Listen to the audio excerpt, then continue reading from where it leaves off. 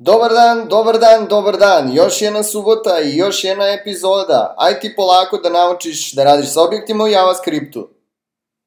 Nastavit ćemo tamo gde smo stali prošloga puta, zato što mi jako volimo vozove i tako najlakše objašnjavamo JavaScript.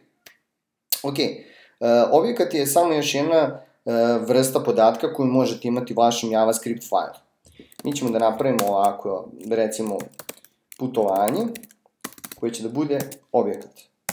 Objekat se razlikuje od niza po ovim zagradama. Vidite da je niz ima ove uglaste zagrade, a objekat ima vitičaste zagrade. Svaki objekat ima neki svoj property. Property se u objektu piše ovako. Naprimer, putovanje ima broj stanica. Iskoristit ćemo ono što znamo o nizovima da možemo da uzmemo njihovu dužinu. Inače, stanice, tačka length. To je broj stanica. Šta još ima putovanje? Putovanje ima cenu karte. Cena karte je, pa, na primer, 178. Valuta je, na primer, dinar. Ono što još možemo da stavimo u naš objekat je niz koji smo definisali u našoj prethodnoj epizodi, koji se zove stanice. Dakle, property našeg objekta putovanje se zove stanice i iskoristit ćemo niz koji se isto zove stanice.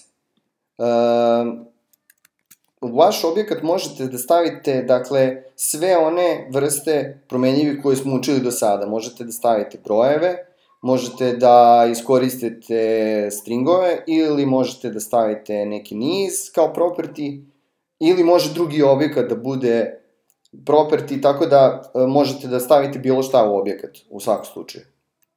Ok? Naša funkcija će da prima objekat koji se zove putovanje. Možete ga nazvati kako god želite. Može da se zove objekat, može da se zove idemo niš, šta god. Ali je bolje da imenujete tako da posle znate šta očekujete da tu dobijete. Ok? Tako da mi očekujemo putovanje, objekat.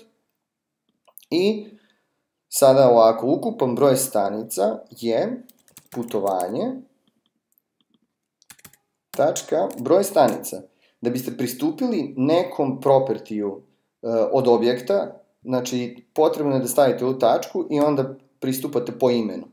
Ovo je ključ, ovo je vrednost, znači key value u suštini i tako pristupate. Znači putovanje tačka broj stanica će nama dati broj. Ok? Hoćemo da izbacimo iz niza stanice, hoćemo da izbacimo Bečkerek, hoćemo da ubacimo Novi Sad, indeks je 0, dokle god je indeks manji od broja stanica, povećava indeks za 1, ako je indeks jednak broju stanica minus 1, znači došli smo na poslednju stanicu, hoćemo da nam prikažeš putovanje, tačka stanice, od indeksa. I nećemo to u konzoli, nego ćemo da prikažemo u jednom iritirajućem, iskačućem prozoru, koji ste sigurno videli milion puta, koji vam iskače sa reklamama. Znači, ovo je krivo za to. Inače, ispiši u konzoli, sledeća stanica je putovanje, tačka stanice, ukupan broj stanica je ovo, a cena karte je, da vidimo ovako, putovanje, tačka cena karte, i uzet ćemo i valutu, stanice, putovanje, tačka, valuta. Ajde, da bude lepo. Ukupan broj stanica je taj.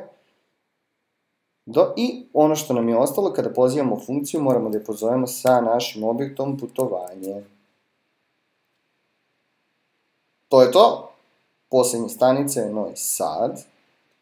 Da vidimo šta imamo u konzoli. Ok, skloni se. Ovako, ukupan broj stanice je 5, cena karte je 178 dinara, nabrojene su na stanice. Posljednja stanica nam je iskočila u iritirajućem prozoru i napisao je Novi Sad.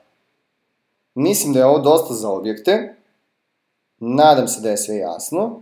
Ukoliko nije, slobodno pišite, ostavite komentare, pa ćemo da vidimo nekako bolje da objasnimo ili da dodatno nešto objasnimo. I nadam se da ćete se subscribe-ovati, lajkovati, šerovati i sve ono što ide uz ove videoklipove. To bi bilo to. Svako dobro.